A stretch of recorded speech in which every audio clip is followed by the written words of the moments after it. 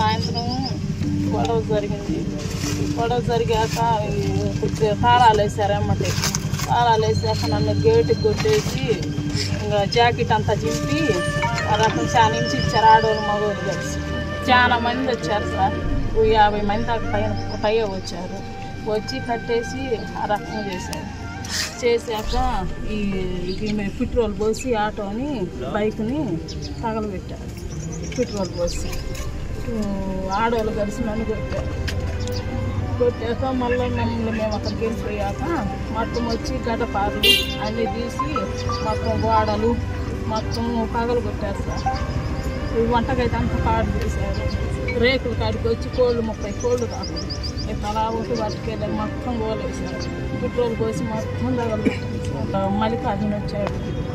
అలా కథ మళ్ళీ ఎప్పుడైనా ఇది ఏగినాటి ఆంజనేయుడు, తుగ్గుపూడి ఆంజనేయుడు చాలా మంది వచ్చారు సార్. నాకు పేపర్ రాయించాను సార్ వాళ్ళకి.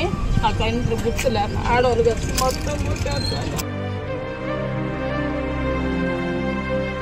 మిత్రులందరూ కూడా నమస్కారం. నా పేరు వడితే శంకర్ నాయక్. నేను ఏపీ స్టేట్ ఎస్టీ కమిషన్లో గౌరవ సభ్యులుగా ఉన్నాను. ప్రకాశం జిల్లాలో దొనకొండ మండలం రుద్ర సముద్రం అనేటువంటి గ్రామంలో, దొనకొండ మండలం ప్రకాశం జిల్లా అనేటువంటి ఈ ప్రాంతంలో 16వ తారీఖు నాడు ఆ రోజు ఇక్కడ 2 గిరిజన కుటుంబాలు అంటే ఎస్టీ ఎరుకుల కులానికి సంబంధించినటువంటి 2 ఎస్టీ కుటుంబాలు ఈ గ్రామంలో నివసిస్తూ ఉన్నాయి.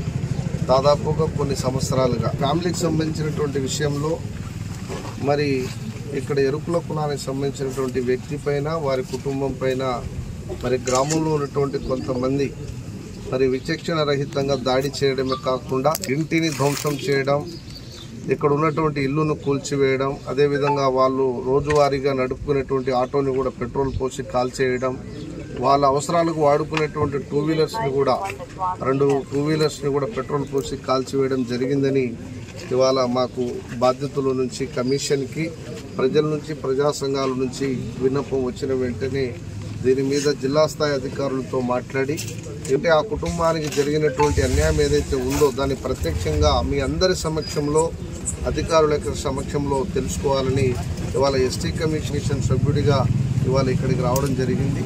ఇప్పుడు మనం అందరం కూడా బాధ్యతల నుంచి వారికి జరిగినటువంటి అన్యాయం ఏదైతే ఉందో అదంతా కూడా ప్రత్యక్షంగా చూడడమే కాకుండా మరి అందరి ద్వారా అడిగి కూడా మనం తెలుసుకోవడం జరిగింది. ఇప్పుడే నేను గౌరవ ఎస్పీ గారితో కూడా మాట్లాడాను. గౌరవ రెవెన్యూకి సంబంధించినటువంటి డిఆర్ఓ గారితో కూడా మాట్లాడడం జరిగింది. ఇప్పుడు నాతో పాటు ఇక్కడ స్థానిక ఎస్ఐ గారు, మరి ఇక్కడ తహసీల్దార్ గారు, అధికారులు, ప్రజలు, ప్రజా సంఘాలు, మీడియా మిత్రులు అందరూ కూడా ఇక్కడ ఉన్నారు. కూడా మనిషిని మనిషిగా ప్రేమించుకునేటువంటి ఈ సమాజంలో మనిషిని మనిషి ద్వేషించుకుంటూ మనం ఈర్ష్య, కోపాలకు లేతే ఎలాంటి దాడులకు పాల్పడడం అనేది ఇది ఎవరికి మంచిది కాదు, సమాజానికి అంతకన్నా మంచిది కాదు. కాబట్టి ఇలాంటివి జరగడం నిజంగా ఇది దురదృష్టకరంగా భావించడమే కాదు, ఇలాంటి ఘటనకు ఎవరైతే పాల్పడ్డారో వారు ఏ స్థాయి వ్యక్తులైనా సరే చట్ట ప్రకారంగా తప్పనిసరిగా వారి మీద చర్యలు తీసుకునేదానికి రాష్ట్ర ప్రభుత్వం తరఫున ఎస్టీ కమిషన్గా మేము బాధిత కుటుంబానికి మా గిరిజన సమాజం తరఫున వారికి అండగా ఉంటామని చెప్పడానికి ఇక్కడ రావడం జరిగింది. నష్టం జరిగిన దాన్ని కూడా మరి ప్రభుత్వం నుంచి ఏ రకంగా వాళ్ళకి హెల్ప్ చేయాలనేది కూడా ఆలోచన చేయడం జరుగుతూ ఉంది. ఇప్పుడే డిఆర్ఓ గారితో కూడా మాట్లాడాం. ఇప్పుడు ఈ ఇన్సిడెంట్లో 3 వ్యక్తులు వీళ్ళు బాధితులు ఉన్నారు కాబట్టి వారికి ఒక్కొక్కరికి ఇప్పుడు ఎఫ్ఐఆర్ అయింది కాబట్టి 50,000 రూపాయల చొప్పున వాళ్ళ ముగ్గురికి కూడా 1,50,000 రూపాయలు కూడా ఇవ్వడానికి మరి ప్రభుత్వం చేయడానికి కూడా ప్రయత్నం చేయడం జరుగుతూ ఉంది. అదేవిధంగా ఇక్కడ వాళ్ళ ఇల్లు కూడా కూల్చేశారు కాబట్టి ప్రభుత్వానికి స్పెషల్ కేసు కింద కన్సిడర్ చేయమని చెప్పడానికి కూడా ఎస్టీ కమిషన్ సిఫారసు చేస్తుంది. అక్కడ కూడా ప్రభుత్వం నుంచి ఇల్లు కట్టుకునే ఏర్పాటు కూడా చేయడానికి మా ప్రయత్నం కూడా చేస్తామని కూడా మీ ద్వారా నేను తెలియజేస్తా ఉన్నాను. అదేవిధంగా ఆటోను కూడా కాల్చివేశారన్నారు. ఆటో అంటే వాళ్ళు ఆటో మీద డిపెండ్ అయ్యి వాళ్ళు జీవిస్తూ ఉన్నారు కాబట్టి ఆ ఆటోను కూడా మా ట్రైబల్ వెల్ఫేర్ అంటే గిరిజన సంక్షేమ శాఖ ద్వారా మరి ప్రభుత్వం నుంచి వాళ్ళకి అది కూడా ఇప్పించే ప్రయత్నం కూడా స్పెషల్ కేసు కింద ప్రయత్నం కూడా చేయడం జరుగుతుందని కూడా మీ ద్వారా నేను తెలియజేస్తా ఉన్నాను. ఈ కేసు విషయంలో మరి ఈ గిరిజన అంటే బాధిత కుటుంబం పైన ఎవరైతే దాడి చేశారో ఆ విషయంలో పోలీసులు నిష్పక్షపాతంగా పూర్తి స్థాయిలో ఇన్వెస్టిగేషన్ చేసి తప్పు చేసిన వాళ్ళని కంపల్సరీగా కఠినంగా శిక్షించే విధంగా వాళ్ళు ముందుకెళ్లాలని, ఈ కేసు విషయంలో ఏదైనా పోలీసులు అలాంటి వ్యక్తులని కనుక ఏదైనా కాపాడే ప్రయత్నం చేస్తే మాత్రం పోలీసుల మీద కూడా అవసరమైతే చట్ట ప్రకారంగా ముందుకెళ్లడానికి రాష్ట్ర ప్రభుత్వం తరఫున కమిషన్గా మాకుండే అధికారాలను కూడా మేము ఉపయోగిస్తామని కూడా మీ ద్వారా నేను తెలియజేస్తా ఉన్నాను. కాబట్టి బాధిత కుటుంబానికి రాష్ట్ర ప్రభుత్వం తరఫున, జిల్లా అధికార యంత్రాంగం తరఫున ఎస్టీ కమిషన్గా మేము పూర్తిగా వాళ్ళకి అండగా ఉంటాం.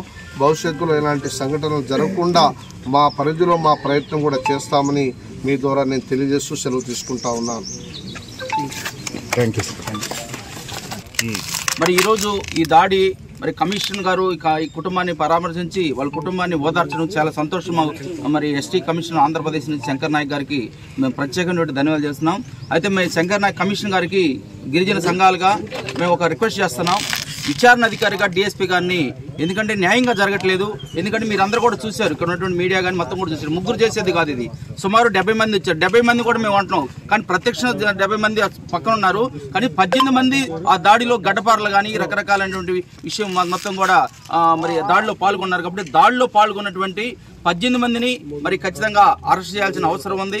వాళ్ళ మీద ఖచ్చితంగా న్యాయ విచారణ చేయాల్సిన అవసరం ఉంది. ఎందుకంటే డిఎస్పీ గారు మరి ఒక వర్గానికి కొమ్ము కాస్తుండే కాబట్టి మరి ఈ ప్రాంతం ఉన్నటువంటి డిఎస్పీ, కాబట్టి ఆ డిఎస్పీ విచారణ అధికారిగా మరి తప్పించి మరి జిల్లాలో ఉన్నటువంటి మరొక డిఎస్పీ ఉన్నతమైనటువంటి అధికారి చేత ఈ కేసుని, అట్రాసిటీ కేసుని మరి విచారణ చేసి మరి కుటుంబానికి సంబంధించిన ఎస్టీ ఎరుకల గిరిజన కుటుంబానికి న్యాయం చేయాలని చెప్పేసి గిరిజన ప్రజా సంఘాలందరూ కూడా ముక్త ఖండంతో అడుగుతా ఉన్నాం. అయితే ఈ నెల 16వ తారీఖున మోటా వెంకటేశ్వరంలో అనే ఒక యువకుడి మీద లేనిపోయిన అబద్ధాలు సృష్టించి అవతల చంద్రిక మీద బలవంతంగా కంప్లైంట్ ఇప్పించి మరి అతన్ని లోపలేపడం జరిగింది. మరి దాదాపు వారం రోజులు వెంకటేశ్వరం చిత్రహింసలు పెట్టడం జరిగింది. వీళ్ళే స్థానికులు కూడా కొట్టి పోలీస్ స్టేషన్ అప్పచెప్పడం జరిగింది. మరి దీని మీద మాకు న్యాయం కావాలని చెప్పి వెంకటేశ్వర కుటుంబం కూడా పోలీస్ స్టేషన్కి వెళ్లారు.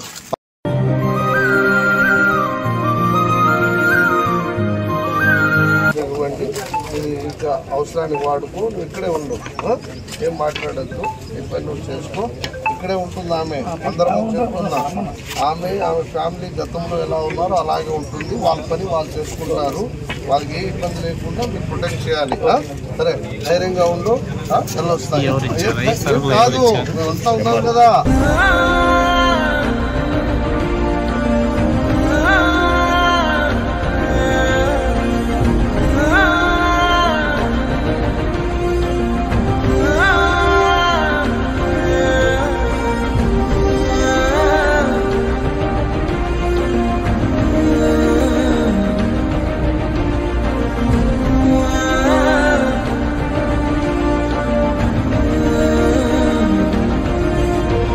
అదే అసలైన బాధ్యతలు వాళ్ళు తప్పిస్తున్నారని మీరు ఆల్రెడీ ప్రెస్లో కూడా మాట్లాడారు. మీరు కావాలంటే ప్రెస్లో చూసుకోండి.